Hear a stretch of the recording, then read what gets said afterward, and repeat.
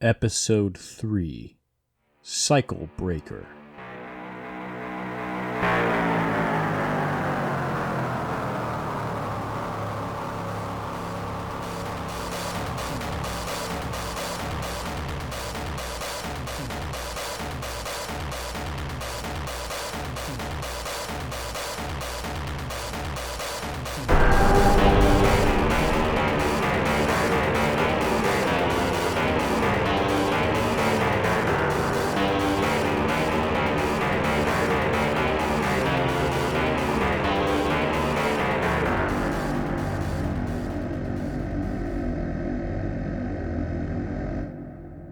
Claw and crush and bite and kill. Eat until you've had your fill.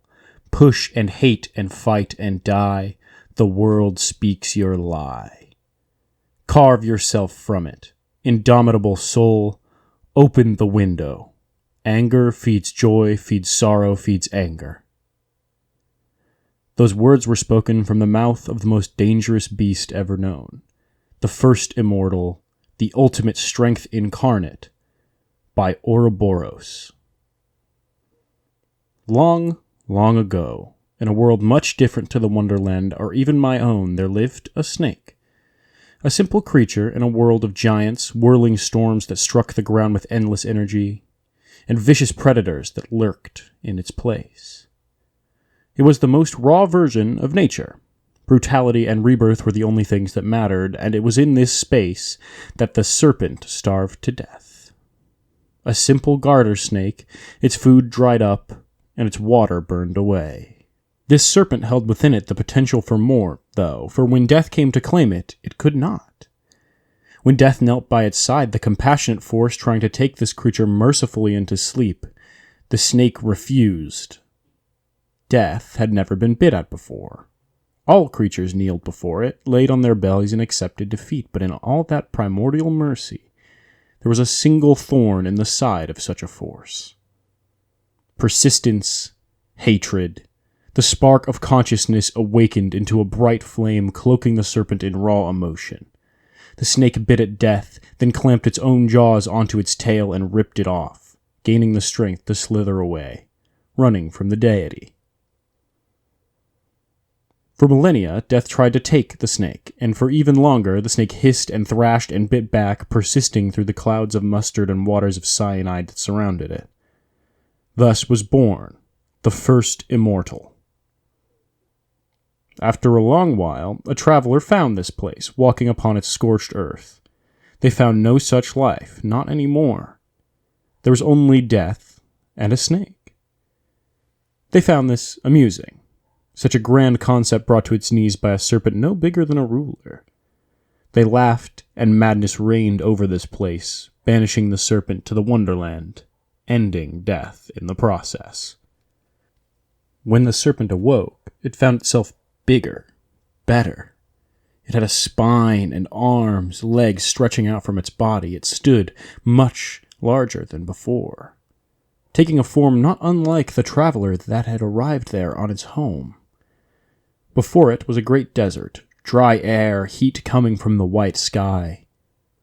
It could smell food all around, and it bit at the light itself, beginning to consume. It had never been so full, he thought, and he began to slowly stalk forward into the city of lights and gambling in front of it. The citizens of such a city began to speak with the first immortal, telling it tales of their worlds, telling it tales of how all people in this place were happy, were free of death. The serpent learned from those what it meant to be conscious. It, of course, had already invented consciousness, but while it focused on hate, others here, it seemed, could focus on joy and on sadness. Whereas a lesser primordial may shed their scales and have that skin die, Ouroboros shed its initial form. With each fiber of its body so wrapped in consciousness, each scale birthed a new person, the genesis of the serpentine folk here. But of course, Ouroboros was no prophet. He told those of the things he learned, of the power of hatred, of the electric heart your love can produce, of the safety and sharpness grief can bring. But when the event horizon came, threatening his power, this serpent used what it learned, crashing through mathematical laws with nothing but hate. He moved as fast as the wind, burning the being clad in mathematics with heat and life. He slammed his own grief into them, scales glistening bright blue. Its body was catalyzed into the strongest being ever to be seen. Infinities on infinities, incarnated through the force of will. He alone stood up to the event horizon, beating in their singularities and smashing their laws. But it wasn't enough. Hate, love, and grief failed him. The event horizon was simply too strong. They subjugated the serpent, just as death tried to do so long ago.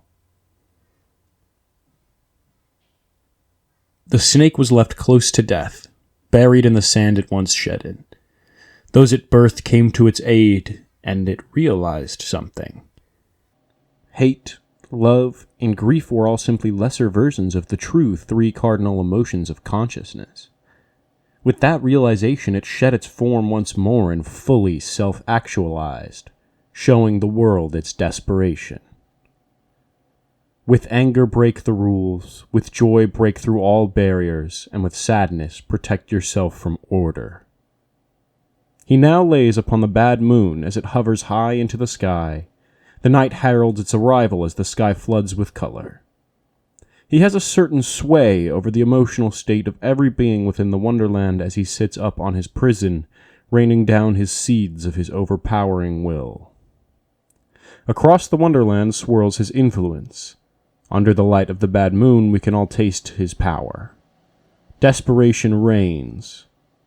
Some part of me agrees with Ouroboros when he said that reality is lying to us.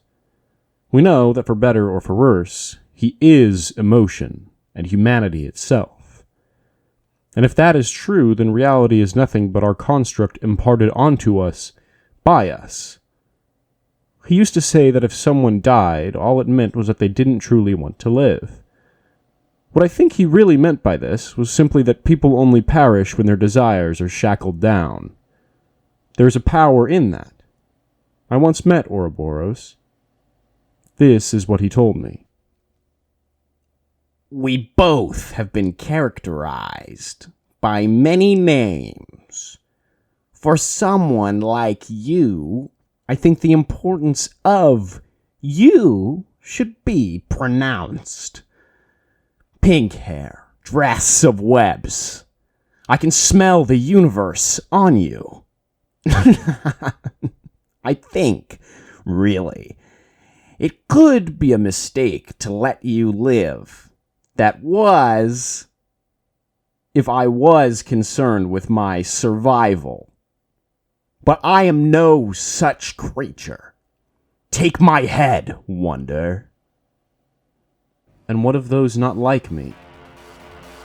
If they wanted to live, they would.